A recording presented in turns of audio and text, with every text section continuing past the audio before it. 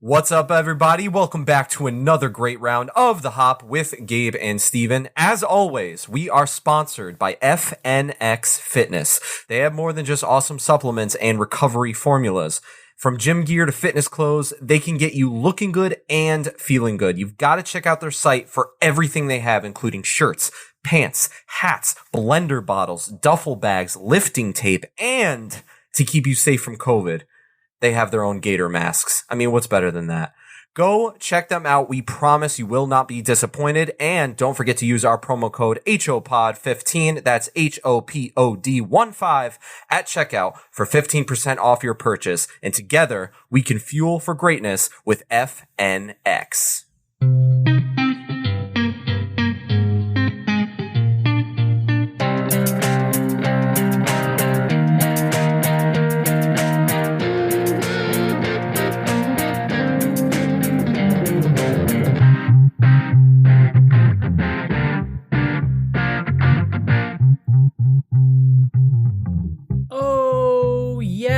Yes, indeed. Round 45 of the Hop is here. And we're drinking El Segundo Brewing today out of El Segundo, California. Had this one on the docket for a while. Pumped about it. Before we dive into anything, I just want to get this out of the way real quick. We're recording this early in the week, and we don't know what's going on in the world when this episode drops. So yes, we recognize that some people may be happy and some people may be sad on Thursday, and we're here to drink about it. But just didn't want that. I didn't want to just start drinking as if nothing was going on. Yeah, just gloss over that like nothing happened. Yeah. So whether you're happy or sad, we can drink about it and raise a glass with us while you listen to this. Yeah. Other than that, how's your week going? How was your Halloween, Gabriel? My Halloween was great. If you saw on Instagram, I dressed up as Vinny the Vampire. I was going around like, "Oh, what are you doing? I can't have garlic. I'll die." I was a vampire and I was Italian, and I have to say, it was a pretty good costume. I was happy with it. So I had liked fun. It. I saw it on social media, and I thought, "Oh wow, he really went for that." How was your Halloween? Eventful. What did you actually do? Oh, nothing. I stayed inside. But in fairness, I would have done that no matter what. Halloween just isn't. Halloween is a tee up to Thanksgiving. Let's be honest about it, and that means it's Thanksgiving time. So woo! I'm pumped about that. So let's get into it. And a weekly reminder to follow the HO Podcast on Instagram and Twitter. You can subscribe to us over on YouTube, click the bell, and you can subscribe on Apple Podcasts, Spotify, Google, whatever platform you're listening to us on right now. You can get notified the instant an episode drops so that you never miss an episode. And most importantly, you're going to want to go ahead and rate and review us over on those platforms. If you have a second, we would really appreciate it. It helps us make the show better for you, and that benefits you. So you should go do that. Gabe, you ready for some news? I guess so. Beer news.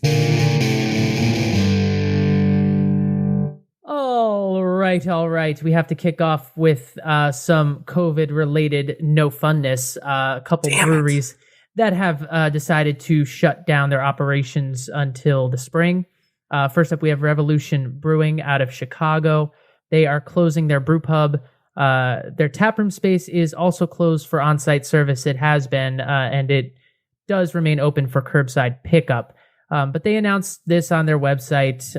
They said that based on recent restrictions on indoor dining and everything we've learned while working to reopen, Revolution Brewing is making the difficult decision to close the Milwaukee Avenue Brew Pub for the winter.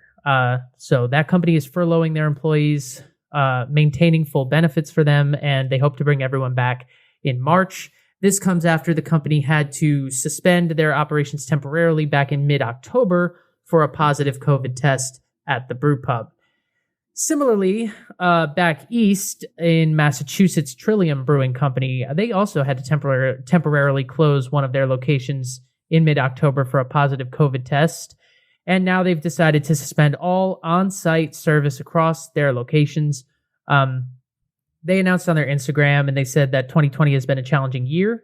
COVID is still a very real concern for your safety and that of our team, and winter in New England is coming, and for those reasons, they have made the difficult decision to pause on-site food and draft operations until the spring. The final day of patio service in Canton and Fenway will be Sunday, November 8th.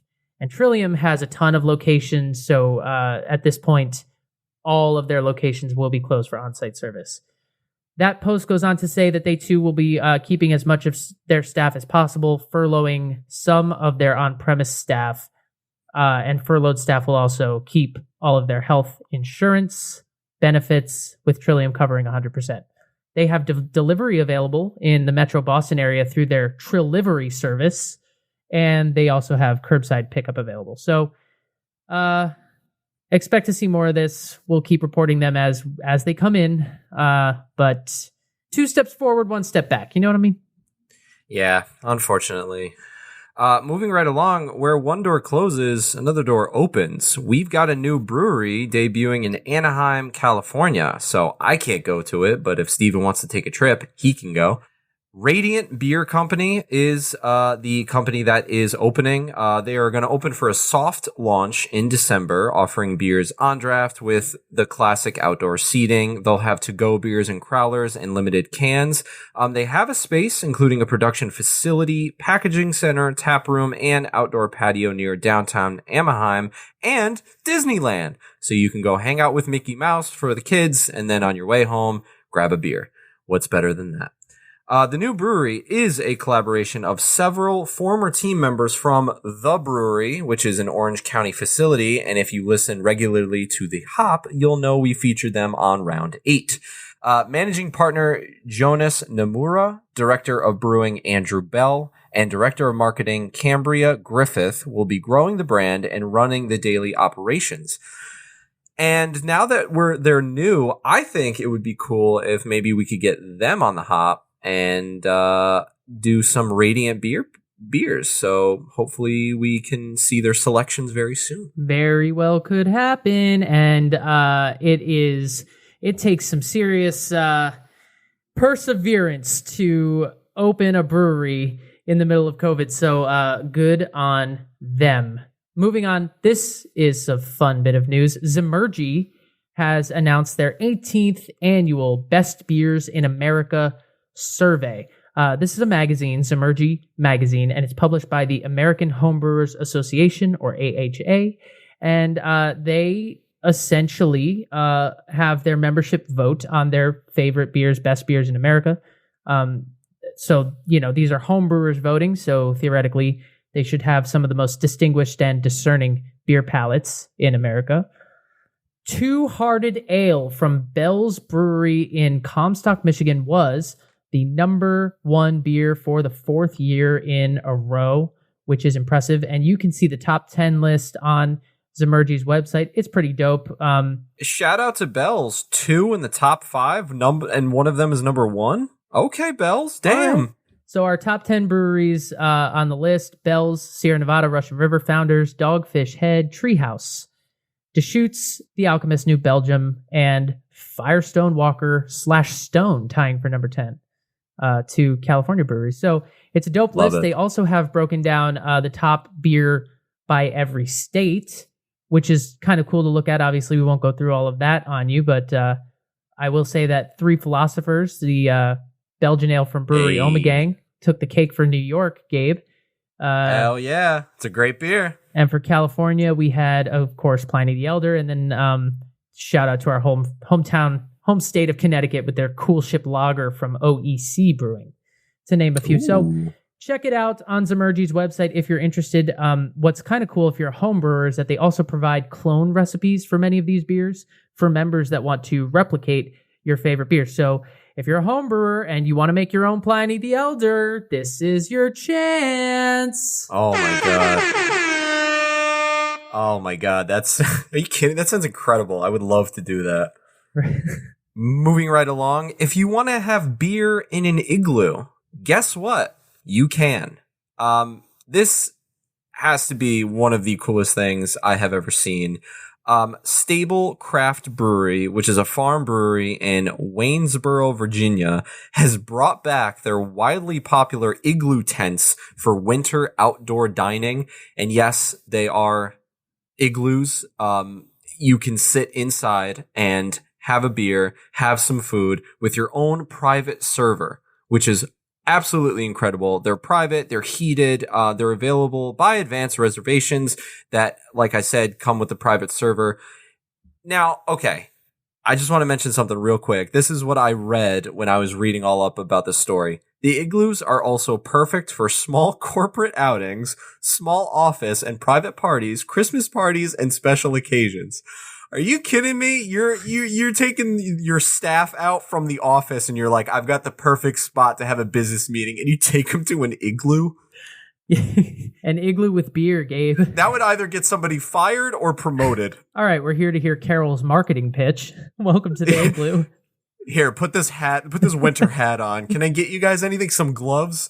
I just love it because this has to be the best COVID solution I've seen yet. And here's the thing, it wasn't even designed for COVID. It just happened to be like the perfect moment for them to roll these babies back out because they've had them for years. Yeah, to that end, they've been around for about 3 years and they've just had them, and they are safe and fun, but they also are complying with the governor's guidelines. We want to make sure we hit that home, keep wearing your mask, stay safe, follow the guidelines, and this is doing that. But, you know, go find an igloo. Find your igloo. Don't find your beach. Find your igloo. It's winter. Find your igloo. And finally, This Week in Gross is back, ladies and gentlemen. And this week, the top prize goes to our good friends at Anheuser-Busch. They have unveiled their ugly sweater variety pack with winter flavors of their Bud Light Seltzer. And let me tell you, they look absolutely disgusting. We have the apple crisp flavor, the ginger snap flavor, and the peppermint patty. Now, I don't want to beat this to a pulp. It was brought up on Weekend Update on SNL this week. I'm certainly not the first one to have caught on to this, but I like seltzer, like the non-alcoholic. I like seltzer, just regular seltzer. I would never drink a peppermint patty flavored seltzer, let alone a peppermint patty flavored alcoholic seltzer. It sounds horrific. I just, like, I don't know what they were going for. Like, the ugly sweater, like, logo on the cans, like, okay, that's neat, that's cute, that's for, you know, our ugly sweater pack. But, like, ginger snap? I don't like ginger snaps by themselves so much. I kind of like them very rarely. But first of all, seltzer, no. Second of all, Bud Light, no. But, like, it's just a bad combination, and I just don't know how to feel about it. I'm gonna give it a Randy Jackson. That's a no for me, dog. I know exactly how to feel about it. Oh my god! Ew! It's apple crisp is literally the best flavor here, and let me be clear, it's also disgusting sounding. Like, I'm not pitching the apple crisp. It sounds horrible. The new flavors are being sold in a variety pack that also includes cranberry, an already existing flavor. So they just threw that one in. Dave, did you come up with 4 new flavors? I got 3. I don't know. Can we just throw the cranberry in there? It's red. Works for us. Fine. We have a deadline to meet. We don't care. Oh, it just looks so wrong. Yikes. I'm trying to warm up to alcoholic seltzer. I would say if you're gonna drink seltzer, shoot for the White Claw. The truly, maybe Bud Light isn't exactly the way to go with that, but if that's your choice, go with God. And we try to be inclusive here on the Hop, but if you're drinking the Bud Light ugly sweater, I really hope you're in a desperate pinch. Yeah, like there's nothing else in the house, and your mother-in-law said something bad to you. I don't know. Including, like, you finished off that last bottle of creme de menthe you'd been, like, hiding away. Like, yeah. All right, that's enough of that. Let's head back to the West Coast. Our friends at El Segundo Brewing, and Gabe has a toast for us. I do. Short and sweet and to the point. Lift 'em high and drain 'em dry. It's the guy who says, my turn to buy. Here's to a long life and a happy one, a quick death and an easy one, a good man, and an honest one, a cold pint, and another one. Cheers. Cheers, mates. You kept it short Quick and dirty. You kept it short and sweet because mine was 2 hours long last week. I mean, I didn't say all that, but not, we got beers to drink. El Segundo.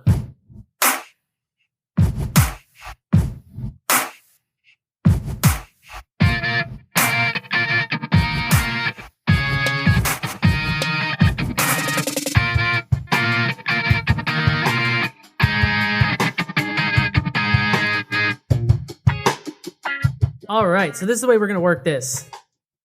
Gabe's going to cover the IPA side of things, and I'm going to cover the weird side of things. That sound good? That sounds great to me. Yeah, very excited for my first beer because shout out to craftbeerkings.com for hooking us up. Found this beer on Craft Beer Kings. We said we were going to do El Segundo, and I have a special connection to this beer, so I'm very excited to introduce Steve Austin's Broken Skull IPA. Give me a hell yeah! Yes, sir. Growing up, I was a wrestling fanatic. I loved watching wrestling and Steve Austin and the violence and my parents yelling at me to turn it off. It was my jam. And I grew up and I realized, wow, a lot of this is kind of fake, but it's still dope. And I wanted to give credit where credit is due. Steve Austin made an IPA with El Segundo, and I am pumped to drink it. It is labeled as a classic American IPA. ABVs, we're looking at 6.7%. IBUs, we're looking at 667. On the SRM chart, we're looking at a dark, deepish golden hazy color. Definitely see-through and clear. Seeing a lot of bubbles rise to the top. I would maybe put this at around 6 to 7-ish, depending on the chart, depending on the light, within that family. But yeah, like I said, 6.7%, 67 IBUs, and 6 to 7 on the SRM chart. And I was born on June 7th, which is 6-7. So this is my kind of beer. This was made for you. Oh my God. I'm unsettled. Right? Isn't that crazy though? I love when stuff like that. That's wild. Yeah, man. And I didn't even plan that. It just happened. Dude, Beer Advocate gave it a 67, and on Untappd, they only rated out of 5, but it got a 6.77. It's weird. Can you imagine? That would have been the icing on the cake. Those are lies. Beer Advocate gave it an 88. Untappd gave it a 3.83. And I am just very excited to get into it. Right off the bat, head retention, very nice. About a centimeter thick, white, fluffy head. On the nose, hops are very, very clear, very, very present. Does look like it's pretty clear to look at from here. It doesn't seem like a juicy IPA. It's that classic American IPA, oh, yeah. More West Coast style, but just looks like it's right in the sweet spot, if you will. Yeah, you're absolutely right about that. I mean, it's made with Citra hops, and the citrus is definitely there, but yeah, not juicy. It's on the classic hoppy malty side of things. That's with the aroma I'm getting right away, but I am getting that citrus. I feel like I'm getting more citrus peel than citrus, but I still love that. A little bit of pininess, just a tad. It's there, but the first thing I got was the hoppiness. So I am going to dive right in. El Segundo Brewing, first and foremost, is known for their IPAs. We'll get all into this, but they were kind of founded really to brew IPAs. And so IPAs is sort of at the core of what they do and what they've done since they were founded in 2011. So they have a ton of IPAs on tap at the brewery. Gabe's drinking 2 of them today. And this is one that's pretty widely produced and more widely distributed. A lot of their beers are available in California exclusively, but they're starting to expand their reach, and the Steve Austin IPA, the Broken Skull that Gabe's drinking, is a part of that sort of expansion. Dude, it's available everywhere. It's crazy. Oh my God. If you go on the website, you just, it's like in almost every state. I'm not sure if it's in our favorite state, but it might be. Montana! Yeah, you know Montana. We talk about it all the time. There's a TV show about Montana now. Big Sky. I know. We need to watch it. Viewing party. Do we? Right off the bat, so now that I've taken a couple sips, there is some really good lacing along the sides. It's sticking pretty well. Yeah, classic West Coast style IPA. It's very easy to drink. There's only a little bit of carbonation.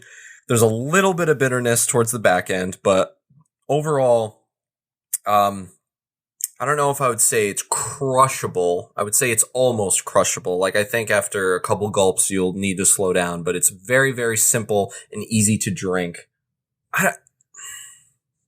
There's something, I just love West Coast IPAs. Like, there's just something about the way it goes down that it's just smooth. It's not like, this one isn't like very like creamy, I would say, just because in the past West Coast styles I've had have been like a little creamy, but this one's smooth and it's got those flavors. I mean, the hoppiness is very straightforward. It's very, very balanced with the malt base. But I'm getting, the little bit still of that citrus peel and a little bit of the small little bit of fruitiness to it, like maybe some grapefruit, definitely orange peel. A note from the brewery: a badass 6.7 IPA designed by Steve Austin and El Segundo Brewing Company for the working man and woman. It features Citra, Cascade, and Chinook hops to deliver big flavor with an easy finish. Now stop reading and start ordering this awesome beer. Cheers. Give me a hell yeah. Steve, my man, I'm not gonna lie. I was like, I was so, what's the word? I was so intrigued when I saw that he made a beer, because that's, for all you wrestling fans, you would know. I mean, when Steve Austin beats the shit out of somebody, he celebrates by slamming two beers together and chugging it. It's normally Coors Light, but in this case, this one's a hell of a lot better. I think that's why I was so intrigued, because I was like, he normally drinks like the not craft stuff, so I don't know how this is going to taste, but I am a huge fan of this. Yeah, it looks very good, and like I said, this is a company known for IPAs, so and they've been doing them for a long time, and it's good to hear that they can nail an IPA. Yeah, absolutely, and especially this is like a style that you and I really enjoy. Yes. Just the classic. Like I'm repeating myself, but just classic, straightforward, very, I would say, focused flavor IPA. It's just an American IPA. It's a West Coast style. It's easy to drink. It'll make you feel good maybe after one or two at 6.7%. And, even cooler for me because it was made alongside someone who I used to watch beat the shit out of people on TV for my enjoyment and ride around the ring in a quad. He used to do crazy shit. But Steve Austin, I'm going to give you a hell yeah. Give me a hell yeah. Well done, sir. You know what beer style I really like as well? The red ale. So I'm going to drink one right now. You should do that. For your listening pleasure. I have the Station Number 1 red ale. So like I said, I knew Gabe had a couple IPAs. I went to the brewery. I got to go visit the spot. I'll tell you all about that. I had some beers there, and they have a huge menu and they have a lot going on. And I definitely wanted to give a sort of, well-rounded view of what was going on there outside of the IPA world. So I went with the red ale for my first beer. It's 6.7% ABV as well. Just all about those 6s and 7s this episode. Dude, there's something in the air. I'm telling you. We have an SRM chart look. So, it's a red ale and it definitely sits between, 21, 24. It's definitely that dark copper, dark amber, sort of copper rust color. It's very clear, absolutely no haze at all. Decent head. It retained for a little bit and then it collapsed into kind of a ring around the glass, sort of an off-white or tan head on there. but it's really clean in the glass. It just looks like a clean, straight up red ale. I think we've had red ales on the show before, but just to clarify that the red ale is sort of like a European version of an American amber. The malts are roasted, which is what gives it the darker color. But other than that, it's an amber beer. It's generally sort of sweet, butterscotchy in flavor, if you will. It sort of has that sweet malt flavor to it. The hops do tend to play second fiddle. But the darker roasted malts add sort of an earthy character than you would expect with like a typical American amber, right? Because the malts are roasted for that darker color of the red ale, you get more earthiness. I love a red ale. I just think it's such a perfect blend between the sweet malt and what I associate with like hoppy goodness. It's sort of like a Marzen meeting an IPA. It's just this like coming together that I absolutely love. I feel like a red ale is something that not a lot of people order, but when you're at a bar just sitting there having a drink and someone next to you orders the red ale, you kind of look at each other like, oh, hey, you like red ales too? You know what I mean? It's kind of hard to find them. Yeah, it's like when I see one, I'm like, oh my God. Like I just get so excited because it's like you see IPAs everywhere. You typically see some sort of lagers. You typically see some easy drinkings, some pilsners this time of year, plenty of fest beers, Marzens, all that kind of stuff. You just don't see a lot of red ales, especially in California. Yeah. Yeah, so on the nose is subtle. I get the sort of toasted malts. I get some sweetness for sure, definitely some caramel. I do get some hoppiness off this though, and it's interesting because like I just said, the red ale typically tends to put hops sort of on the back burner, but this is a company, like I've said, that loves their hops. They love IPAs. So it'll be interesting to see how this IPA or how this red ale, where the hops play into all that. You get some interesting notes off the nose too, as the more you put your nose to it. I do get a little bit of like chocolate, like it's like a bitter but sweet thing. Like it's very, very subtle, but it is there. That's awesome. And some citrus as well. And the taste really follows the nose a lot. What struck me at first was how much that roasted malt character really coated my mouth. It hits you up front for sure, and then it kind of tastes over. It's almost like the bitterness in the back of your palate that you get at first is almost like burnt popcorn or something. But I mean that in a good way. It's that like dark roasted cereal flavor. Biscuit, nutty, and then there's some sweetness to it as well. Some sort of caramel, maybe some toffee. But there is absolutely a good hoppy bite to this. And I like it. Like it's not like drinking like a Smittix, which is an Irish red, right? It's not like drinking that. It's got more hop punch. I don't know the exact malts I don't know the exact hops that are in this, but I do know that I get that grassiness, the pininess, just a little hint of like, oh yeah, remember that flavor? Like when you drink IPAs, like it really is. It's like a marriage of the two. It's medium bodied, with a medium carbonation. And then the back end, it leaves you, it's kind of a dry finish, but it definitely has a lingering bitterness. It's very pleasant. It's very drinkable. It's a great red ale. Crushable or no? I think it has a little too much flavor for me to call it crushable. When I think crushable, I think of a Pilsner, something, a Yingling, something you can drink and it's sort of like, oh yeah, that's good. Easy drinker.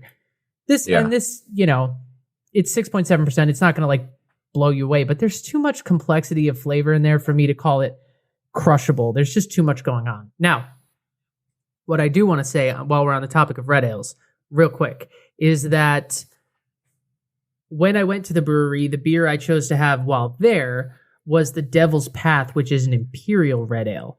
And that one is like upwards of 8%. Like I think it's 8.5 or 8.6. Yum, yum, yum, yum, yum. Me is a big fan.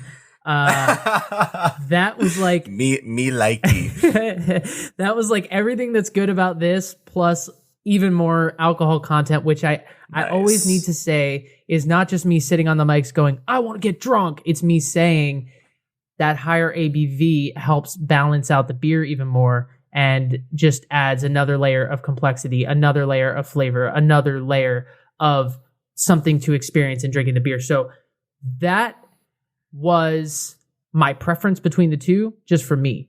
I don't have it on the mics because the next beer I just thought it would kill me if I did that. And the next. Oh yeah. You'd be knocked out. Yeah. But that beer was delicious. This beer is delicious. And I just, am excited that we got to feature a red ale on the show because we haven't done one in a while. And because this is a brewery that favors IPAs, but they make a killer red ale, man.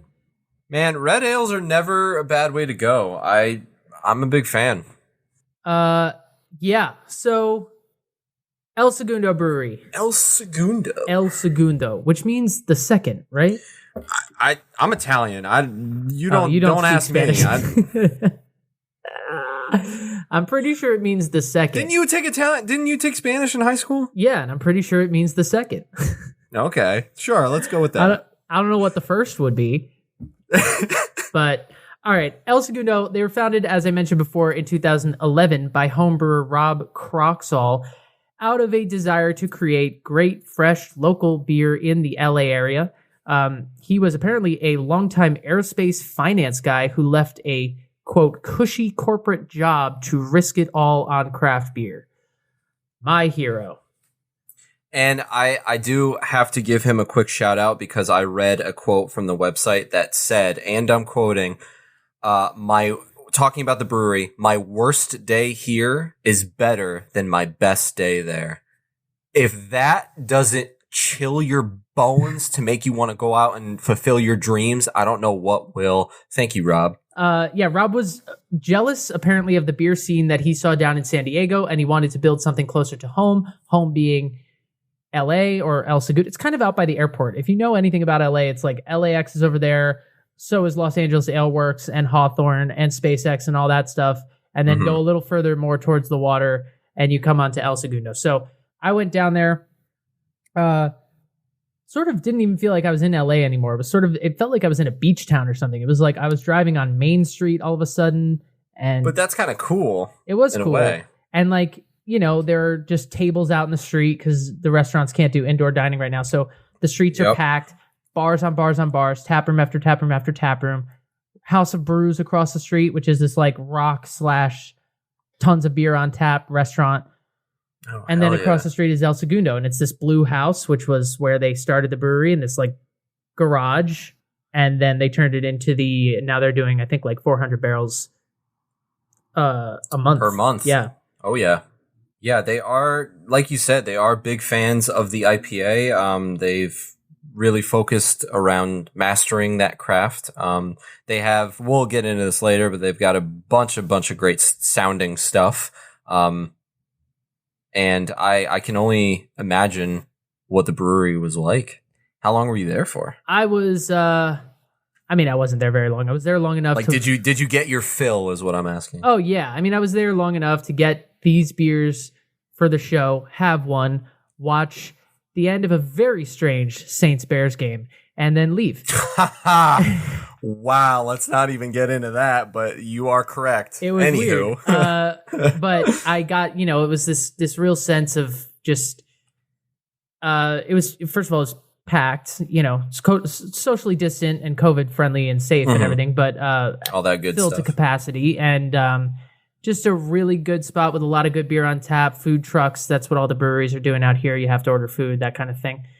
From their website, they say that hop-forward beers make up an overwhelming portion of what we do, mostly because that's what we want to drink. Our beers showcase the best of what the industrious and creative growers around the world have accomplished in the past few decades. So, that goes back to what I was saying before about IPAs.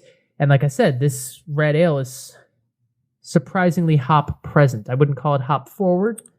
I would call it hop present. That's great though, because they took, they're known for IPAs, the hoppiness and all that fun stuff, and they took a red ale, and they gave it their signature spin on it. Yeah. I also love this brewery because of the commitment that they have to freshness. And I think a lot of breweries feel this way, but it takes a certain kind of brewery to work with their distributors in such a way that they are able to kind of keep tabs on where they distribute and make sure that their beer is being pulled off the shelves if it's out of date. And if we've learned anything about beer being out of date, is that it can not only screw up the taste, but it can screw up a craft beer podcast that two people are running. So fresh beer is key, ladies and gentlemen. Yeah. Shout out to that liquor store in Old Saybrook, Connecticut that Yep, that's what I was talking about. that shall remain nameless for their 1.5-year-old beer.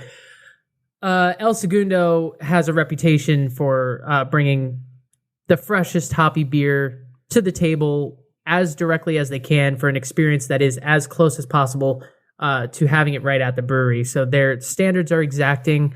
The beer is very clearly dated, and they pull it from the shelf if it has not sold within 90 days, which is awesome. That's thank God, because, but like, even jokes aside, like, even if it's, off by a day, it can still mess up the taste, and then forever in your life you'll say, oh no, I don't like that beer because it tastes like this. It's like, well, no, the beer is good, you just had a bad one. So yeah, I mean, good for them. 90 days, wow. For us, we try as hard as we can to, we feel a certain obligation because we're reviewing these beers to make sure that they're as in date as possible, because we wouldn't want to, can you imagine if we got on the mics and we're like, this beer is shit, and it's like, it's 2 years old, and then we just... Yeah, like that, we'll be throwing a brewery under the bus when they flat out don't deserve it. It could be our next favorite beer. But a lot of breweries, as much as they want to have control over, this kind of thing,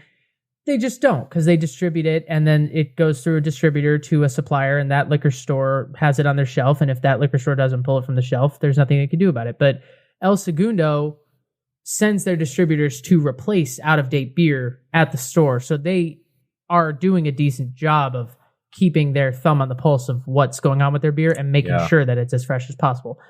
And I am inspired by that commitment to excellence. El Segundo, strive for greatness. You'd like this brewery because everything is blue. Hell yeah. The brewery's blue.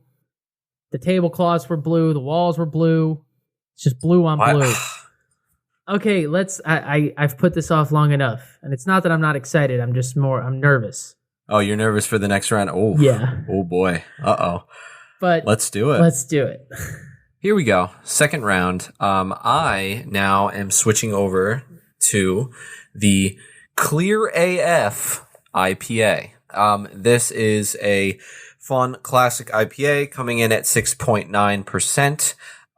No IBUs to speak of on the SRM chart. Now this one is the same color as the one I had, the Steve Austin one, but it's a little bit cloudier. I wouldn't say hazy necessarily, but a little bit cloudier.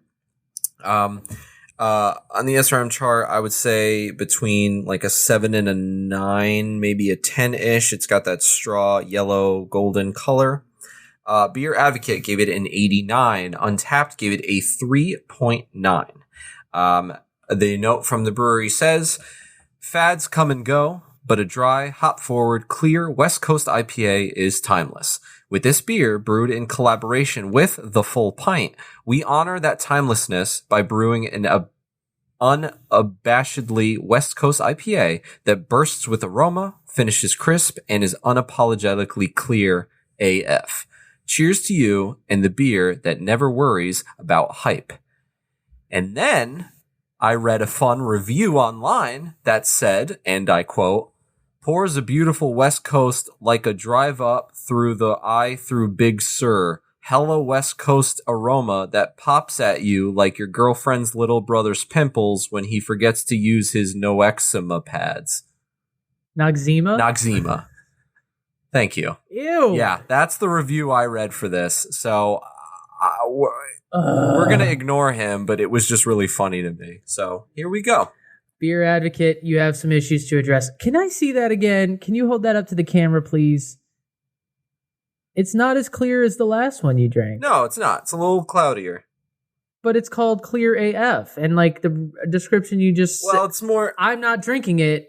But I'm calling you out, El Segundo. It's more. This is not clear AF. It's more for the way they made it. I'll get into. This is cloudy AF. All right. Well, we're gonna call it the cloudy AF then. I don't know. I didn't come up with the name.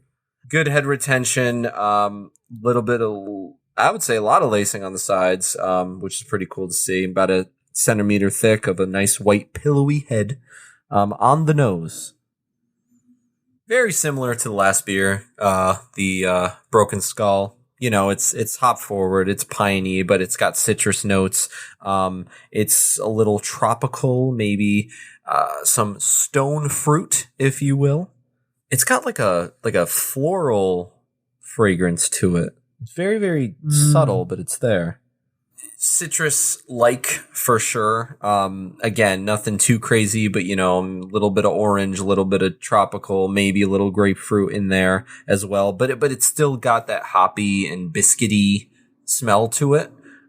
So let's see what we got on the taste.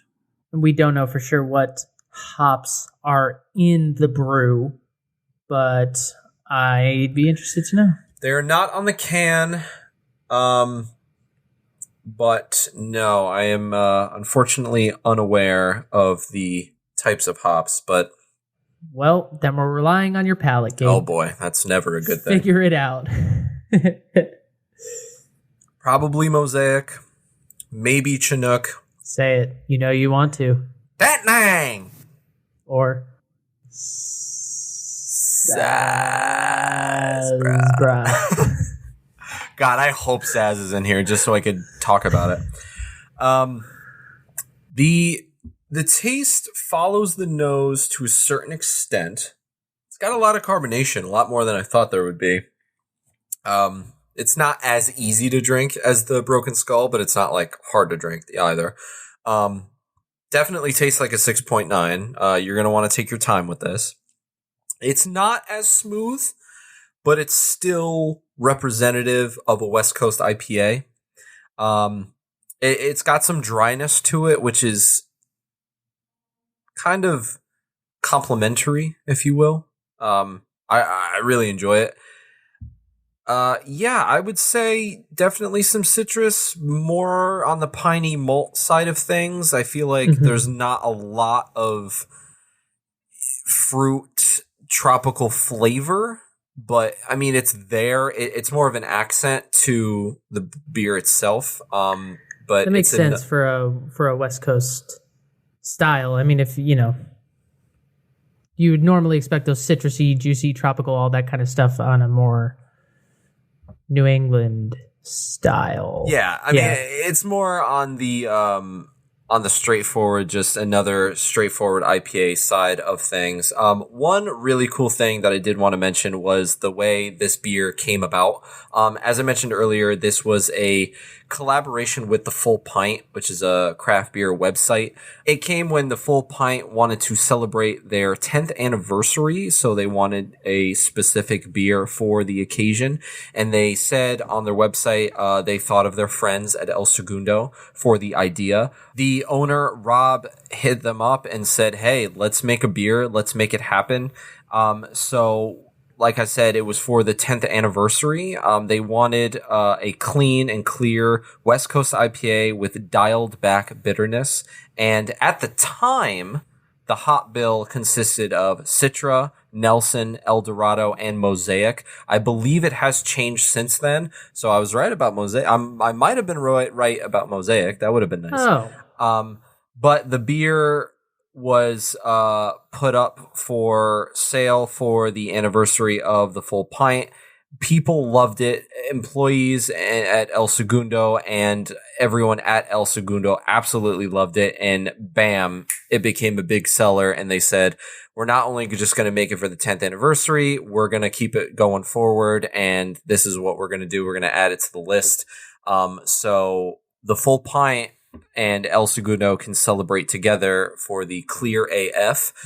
Two of the employees at El Segundo went over to help make the beer, and they had a big text thread of what the name of it was going to be. And one of the employees, their name is Franny, quickly wrote back Clear AF IPA. And they thought, Why not? It's perfect. It makes sense. And here we are.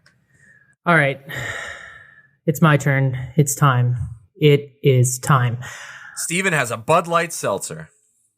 Apple crisp flavor. No, I have the old Jetty Barleywine, the 2019 version. This is one of my favorite beer styles. I love a barley wine. I'm excited and scared, which is the way you should feel when you're about to dive into a barley wine. This is a bourbon barrel aged barley wine. And the only way to make a barley wine better than a barley wine is to put it in a barrel. Am I right, Mike? Breen? Bang! Exclamation point! No, that's what I was saying. So it comes in at 13.2% ABV. Now, on the SRM chart, I would say we are looking at maybe a 38 or a 37. The thing is, it looks red. That's exactly the thing I was just going to say. It is not jet black. Oh, wow. It's a dark brown or dark copper with a reddish hue to it. And that's the thing about a barley wine. It's not going to be black. It's not a stout. I can see that over the camera. Like, if I can see it, that's crazy. Beer Advocate has this at a 90. Untapped has it at a 4.22. Old Jetty has been brewed before. They had a 2018 version. This is their 2019 version. I assume a 2020 version will be to come. But so this came out, last year. It's been aging for a while. This is the type of beer that ages very well. It had very little head when I poured it. It's kind of a maple syrup color, I would say. I'm drinking out of a TQ glass, but the head was like almost non-existent. The bubbles sort of started after I poured it, and just sort of a gold ring around the glass, but not much of a head at all. Lacing remains to be seen. Probably will be pretty good. On the nose, I'm just going to assume cherries. You are correct, sir. All right. Yeah. I have a feeling. Sav, dark fruit, stone fruit, plum, cherry, fig, a little bit of caramel and some sweetness to it for sure. Definitely bourbon. That comes through as well. Ooh, nice. You smell this and you know it's going to be boozy. Maybe a little bit of strawberry and raspberry, some of that red fruit as well. But I keep coming back to Cabernet Sauvignon. That's what I smell when I put my nose to this. Like red wine. Wow. Here we go. All right. Yeah. Very dark fruit. Boozy up front. I mean, this is 13%. This is not secretive. This is not dangerous in that sense. It's not anything like that. There's a high alcohol content in there. Dark fruit, the cherry, the fig, all that stuff I was talking about before. Anise, I would say, some black licorice kind of flavor to it. I don't get a whole lot of like nutty or like pecan or anything like that, but I do get maybe some toffee, maybe some burnt sugar. You do get a spiciness to it. I get the bourbon. I don't know that I get as much of that like vanilla and oak as I would normally off of some like barrel aged stuff. I think it's a little bit behind some of the more fruity flavors of this. But I can just tell this is a kind of beer that's going to expand as it warms. So it's going to sit in the glass for a while because I'm not chugging it because I don't know if you've heard, but it's 13.2%. So yeah, don't chug it because you'll be on the floor and I'll be doing this by myself. Yeah, right. It's a slow sipper. I mean, and as it progresses throughout time, the sort of evolution of drinking this particular beer, it's going to warm and new flavors are going to open up. And I can tell you that's probably going to be more of that sort of sweeter side of things, more of that vanilla, more of that caramel, more of that oak flavor. In the mouth, it is full-bodied. The carbonation is fairly gentle. Doesn't need to be strong at all. It fills your mouth. It's sticky, and the back end is just warm and boozy. But what I will say about this is that this is less hoppy than you might expect from a barley wine. Some barley wines, like Sierra Nevada's barley wine, would be a great example. If you haven't had that, it's the Sierra Nevada Bigfoot. That is almost just like a it's almost like a triple IPA or a quad IPA. It's a very alcoholic, but still very IPA, bitter, hoppy thing. Yeah. This is more of an English sort of malt forward style. It's more sweet. It's more about what happened in the barrel. It's darker. It's not so much about the hops, which is interesting. But this is going to take the cake for me. I was just about to say, what's wrong with it? Yeah. But what else do I have to say? It's god darn delicious. And I just can't wait to spend the next hour to 2 hours slowly nursing this very well-aged beer. I mean, but that is the way to do it, not only because it's 13.2, but because it's the appreciation factor. Exactly. And just to cap off El Segundo here, we have to mention all of the other stuff that they have on tap. You know, if what we've mentioned hasn't met your fancy, they have plenty more beers to offer. So again, obviously, as I said, you can go to the brewery. You can sit down if you're in California for outdoor seating. They're open on the weekends. You can also go there for takeout, beer to go, curbside pickup, all of that stuff. They have Pilsners. They have a fest beer out right now. They have plenty of IPAs on IPAs on IPAs, as well as double IPAs. They have more barrel age options as well. They have a historical IPA, which I'm intrigued by. Apparently aged in a barrel.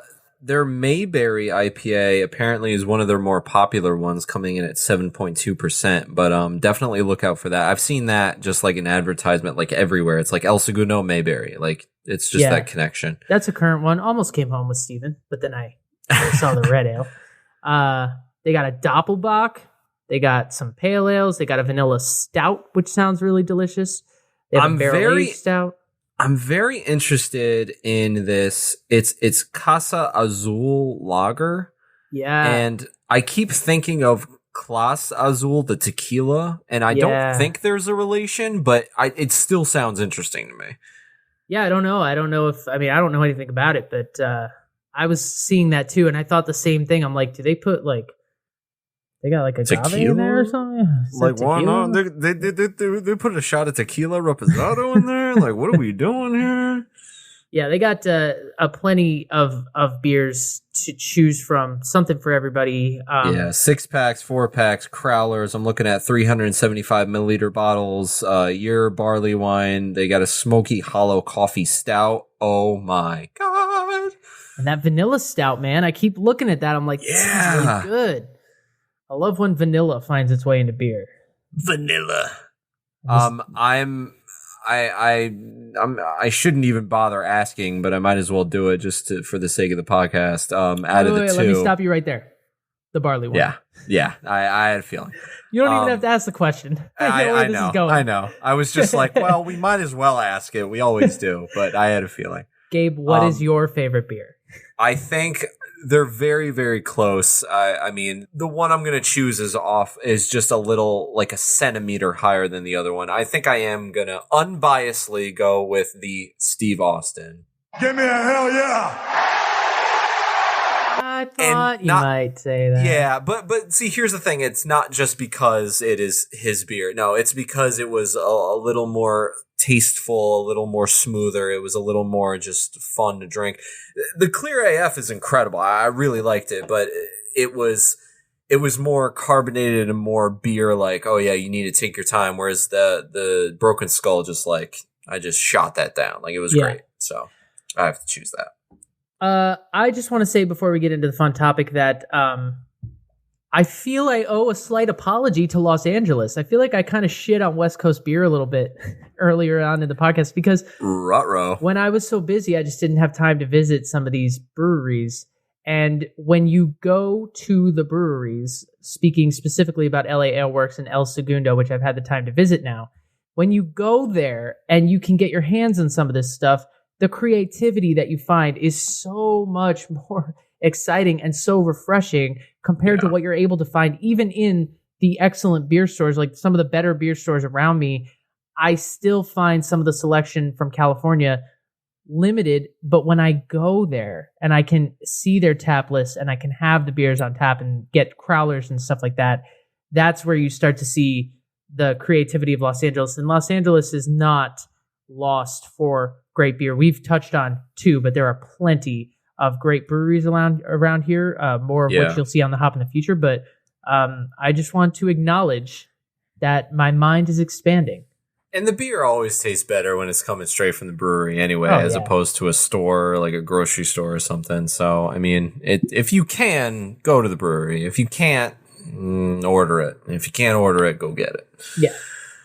All right, let's hit. I'm going to let you take the lead on this. We got to get the hell out of here. But before we do, we love to end on a little fun topic. And this one involves beer. For all you Chicago Cubs fans, you'll enjoy this one. Jon Lester had a Halloween weekend. Homeboy came through with some of his friends in Chicago. He spent over $31,000 on Miller Lite. Basically what Jon Lester did was he put out a couple tweets that basically said, if you want to order a Miller Lite, it's on my tab. Come through. Just tell him it's on John's tab. Jon Lester is currently a free agent. The team and him are unclear on if he'll resign. And so this might have been his bidding farewell to the city of Chicago and the Cubs. He won a World Series with them. He's beloved by all of the fans. And so he figured what better way than to say goodbye than to buy the town, the city, a couple thousand beers. This tab is something else. Like, what's funny is it doesn't mean anything to him because he's making millions on millions on millions. But I mean, we're looking at, okay, he spent over $47,000 between Friday and Sunday, which included over $31,000 on Miller Lites and $16,000 in gratuity. Jon Lester tips. That's good to know. Yeah, which for the record is a 34% tip, which is the same number he wore on his uniform. So he tipped the number of his uniform. Yes, which is dope. Correct.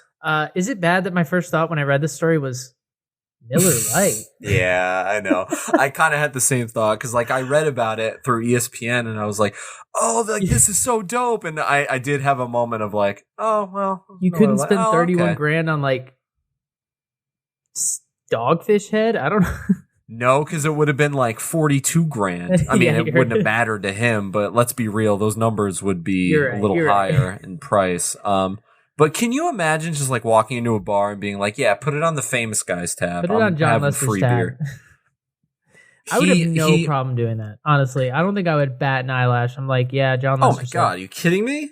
Yeah, put it on LeBron's tab. He's paying tonight. Are you kidding me? I'd be doing it in a heartbeat. I would be happy to do that.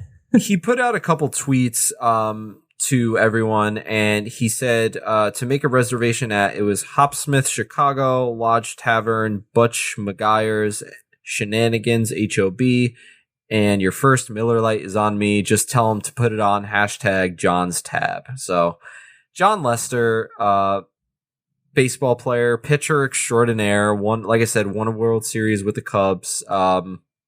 Buying beers for the city. I mean, not bad. Way to give back to the city that you support. Mookie Betts, open a tab for me. Mookie, where you at? Came through in the World Series. I didn't watch all of it, but he did really well. I'm just saying, if he opened a tab in downtown LA, I would be present, and I would even drink a Miller Lite. Just to say, Mookie Betts bought me a beer. You have to. Mookie Betts bought you a beer. Like, what other way can you go about that? Yeah, exactly. How often do you get to drink with a baseball player?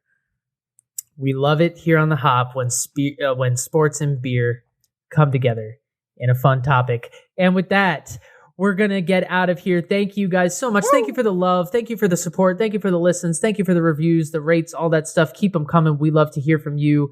We look forward to more great rounds of drinking in the future. We have a slate of great episodes coming your way. So we actually have a schedule. We actually planned it out. We're not just idiots who come up with things at the last second. We made sure we got a plan in place. So don't worry about it.